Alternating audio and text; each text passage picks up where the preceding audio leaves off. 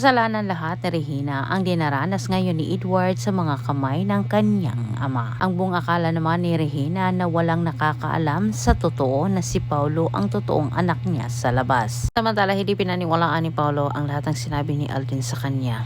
Inisip ni Paulo na ito ay gawa-gawa lamang.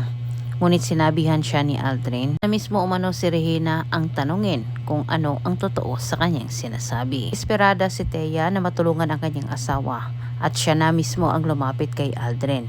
Dito na sinabi ni Aldrin ang totoo kay Thea. Nakakita ng pag-asa itong si Thea na may sakatuparan ang kanyang plano na siya ang papalit kay Marge. Gusto ni Aldrin na makipagtulungan sila Thea at Edward sa kanya para pabagsakin itong si Paulo. At para magalit itong si Edward kay Paulo.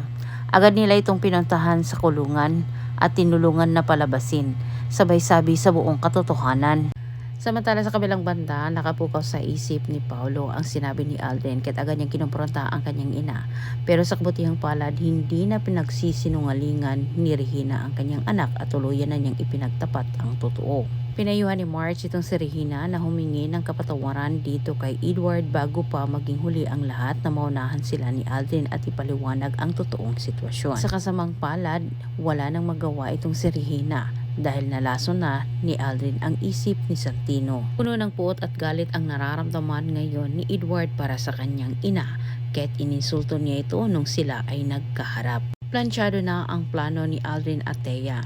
Ilalabas umano nila ang totoo sa harap ng karamihan sa party mismo na pinaplano ni Greg para kay Paulo. Sa kabila ng sinabi ni Aldrin dito kay Paulo ay pinanindigan naman ni Regina na wala umano silang anak ni Walter.